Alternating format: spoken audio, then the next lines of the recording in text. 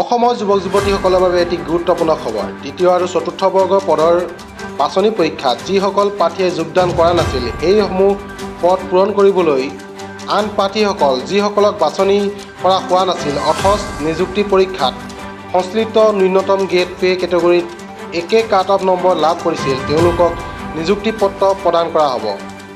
ই সৰ্বাধিক সম্ভৱ খালী পদসমূহ ইতিমধ্যে নিযুক্তি প্ৰক্ৰিয়াত অৱতীৰ্ণ হোৱা আৰু একে কাট অফ নম্বৰ প্ৰাপ্ত কৰা প্ৰাৰ্থীসকলৰ সৈতে পূৰণ নিশ্চিত কৰিব।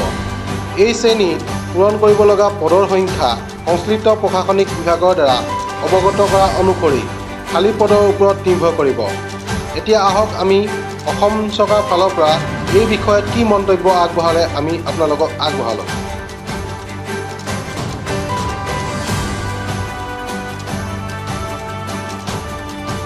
আমাৰ কমিশ্যনৰ জৰিয়তে পৰীক্ষা পাতি কমিশ্যনৰ জৰিয়তে থাৰ্ড গ্ৰেড আৰু ফ'ৰ্থ গ্ৰেডৰ প্ৰায় 26,000 যুৱক যুৱতীক চাকৰি দিয়া হৈছে।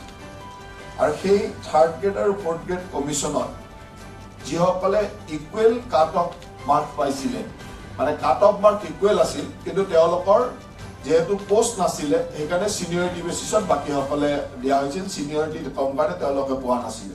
সেই ইকুৱেল কাট অফ মাৰ্কছ পোৱা ফ'ৰ্থ গ্ৰেড 637 আৰু থাৰ্ড গ্ৰেডত 198 এই লোকসকলে যে ইকুৱেল মাৰ্কছ পাইছিলে আৰু এতিয়া জইনিঙৰ পিছত যেহেতু বহুত কিছু পোষ্ট খালী ৰৈ গৈছিলে, সেইকাৰণে এই ইকুৱেল কাট অফ মাৰ্কছ পোৱা লোকসকলে এতিয়া আজি কেবিনেটে এপ্ৰুভ কৰিছে, তেওঁলোকে সেই চাকৰিটো মানে যেহেতু খালী পোষ্ট আছে গতিকে সেই পোষ্টত তেওঁলোকে চাকৰি পাব। তাৰ মানেটো হ'ল যে সেই সময়ত তেওঁলোকে ইকুৱেল মাৰ্কছ পাইছিলে, কাট অফ ইকুৱেল আছিলে, কিন্তু ইকুৱেল থাকিলে নিয়মটো হ'ল যে ছিনিয়ৰিটিৰ বেচিছত পাব। তেওঁৰ ছিনিয়ৰ যোন হয়, ডেট অফ বাৰ্থত যোন ছিনিয়ৰ হ'ব তেওঁলোকে সেই হিচাপত গৈছিলে। কিন্তু যিহেতু বহুতে কিছু সংখ্যকে জইন নকৰিলে আৰু ইকুৱেল কাট অফ মাৰ্কছ থাকিলে, এইখন কোনো ৱেইটিং লিষ্ট নহয়, এইখন হ'ল ছেম এক্সামৰ same equal marks, cut off marks পাইছে, মানে ইকুৱেল কাট অফ মাৰ্কছত তেওঁলোকে পাইছিলে, কিন্তু ৰুলে যেহেতু কৈছিলে যে পোষ্ট নাথাকিলে তেওঁলোকে ছিনিয়ৰিটি বেচিছত যাব। এতিয়া যেহেতু পোষ্ট আছেই, কাৰণ কিছুমানে দুটা পোষ্টত পাইছিলে, কোনোবাই বেলেগত চাকৰিত, কোনোবাই জইন নকৰিলে, গতিকে পোষ্ট আমাৰ খালী আছে।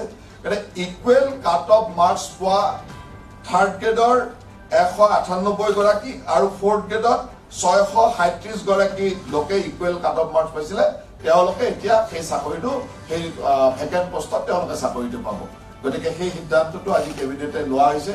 কেবিনেটৰ এই সিদ্ধান্ত মৰ্মে সেইসকল লোকে সুন্দৰভাৱে এই চাকৰিত যোগদান কৰিব পাৰিব।